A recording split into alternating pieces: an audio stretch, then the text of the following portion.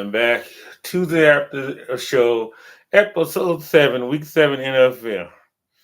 Uh, just before I get started, just for the Seattle fans, before I get too deep into this, let's see. I just want to take a look at something real fast here as soon as I get on there. Oh, yeah, and let's see. Okay.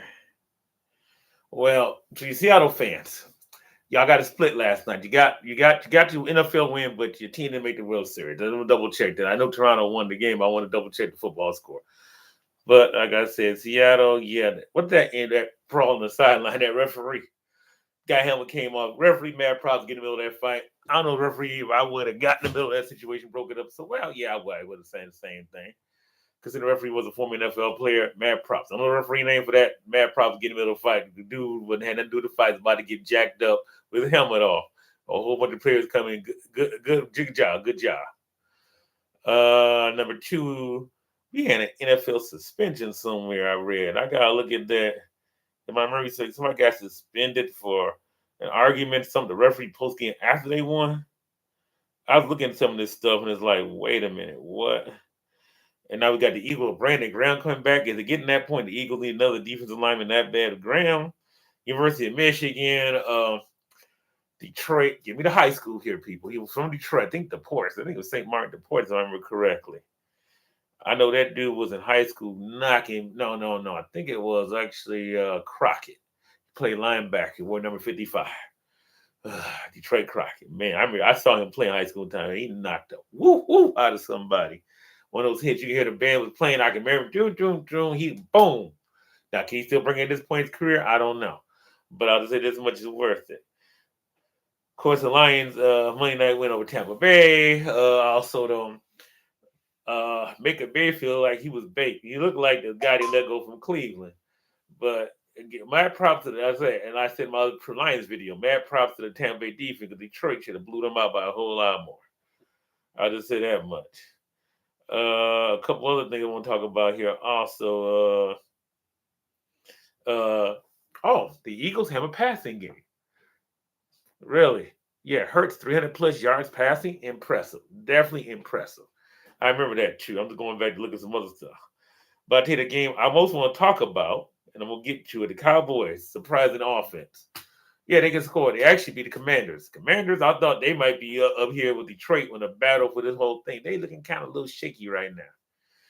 I was sometimes like half of you off of a film study into games to get you 49ers over Falcons Sunday night. And they hacked up Christian McCaffrey and beat John Robinson, and what did really give to have a career game right after that. The Bears are 4-2. The Bears? No, not the Bears. 4-2. Wow, what the heck is going on here? This is simply amazing. Okay, Patriots 5-2. Chiefs is starting to come back 4-3. They destroyed the Raiders so bad. They started near the ball for a 2-minute warning. I watched that game. I'm like, really, folks? Really? Panthers 4-3. They're still in the winning record. The Jets. And like I told somebody this, and I'm gonna flip to the Jets schedule. This is something I was talking about the Jets right here. I love my boy over there. I love my coach over there. You know, our former line defensive coordinator, Mr. Glenn, also former New York Jet player. On top of all that, I'm telling you right now, Jets. I told them the Jets probably only have one chance to win. And again, they got a bye week coming. They got Cincinnati next. No. Cleveland November 9th. Cleveland slight possibility, but I think more Cleveland. Baltimore, no. New York, no. New England, no. They play New England, Baltimore, Atlanta, loss. Their only chance for a win, and I don't think New Orleans, they'll probably get beat by New Orleans. I think their only chance for a win is going to be December 7th, Sunday, against the Miami Dolphins. That is slated now for a 1 o'clock game. Okay, maybe they got two chances. In my hand, they have two chances to win a game this year: December 7th and December 21st against New Orleans. If they don't win in 1-2 games, Aaron Glenn might go winless his 4th year as head coach. I'm putting it out here right now. If they don't win one of those 2 games, the Jets not winning no other game. I got them slated for 15 losses, absolutely no question. But they're definitely not winning more than 2 games this year. That's for certain at this point. I'm going on record to say that. You think I'm crazy? Mark my words. Come back to this video on December 28th or December 30th, will be the Tuesday after the show after the no. Come back to me December 23rd, which will be the Tuesday after show before 2 days before Christmas. That will be telling you right now. At that point, I will go on record and say they're not winning another game after that point. That they might go win 2. That's it. That would be the only 2 wins of the season. Let's see. What else going on yesterday? Let's see. I'm trying to check some of the other scores. The game we'll talk about. I only need most for this. I didn't even talk about that one. I'm gonna get the game I'm talking about. The Denver Broncos versus New York Giants. Probably the craziest comeback game of the year, not of the decade. Probably the entire NFL ever. You have a team that has scored 0 points. I think they're down like 18-0, 19-0 going to the fourth quarter. They scored 33 points in the fourth quarter. That means they had a minimum of like what? 5 possessions? I think might even been 6. Think about the points they had to score in the fourth quarter. That means literally you have to score. Matter of fact, let me go look. I know at least 5 possessions doing the math. We know that already. So let's see. We're gonna go back to. I'm gonna remember how they scored. I remember it was wild when I was watching. Like, what is this really happening? 0 points is a win. The win on a walk-off field goal at the end of the game. I ain't gonna be. I've not been alone on this one. I mean, all 33 points. I'm trying to see how they got all these 33 points. Let's see. Fourth quarter. Let's see. Denver here in the fourth quarter. Whoa, a lot of action in the fourth quarter. Denver scored touchdown, 2-point conversion, first score. Giants actually scored again. Then Denver didn't. Denver again score touchdown. Then another 2-point conversion. Then again, the Giants actually scored again. Denver scored again. A touchdown, an extra point. So right now that's what 20, 16, 23. So that means they got a touchdown and a field goal. So they scored 2 touchdowns. They had 2 2-point conversion on touchdowns.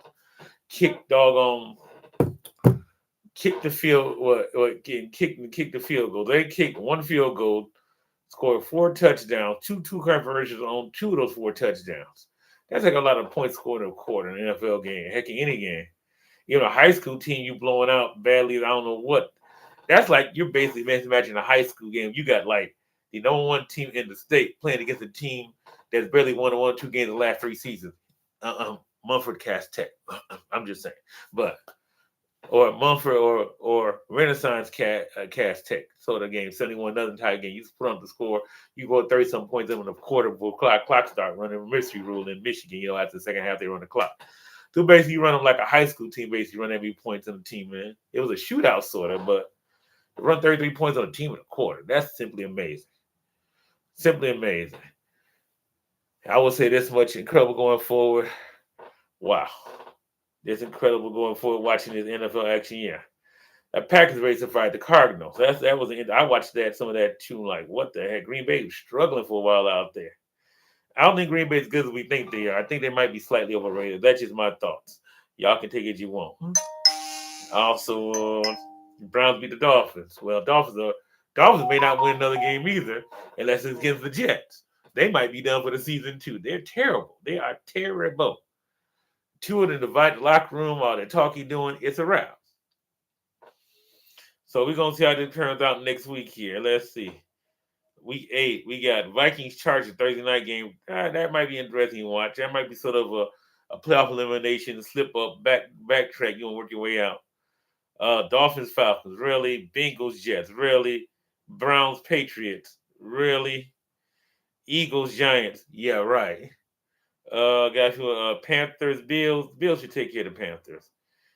Bears Ravens. Let us say the Bears are actually gonna be favored in that game. Broncos, Cowboys. I'm going with Broncos and the Colts 5-6-1. Contenders, not pretenders. All right, I'm done. I have nothing else to say today. Bye.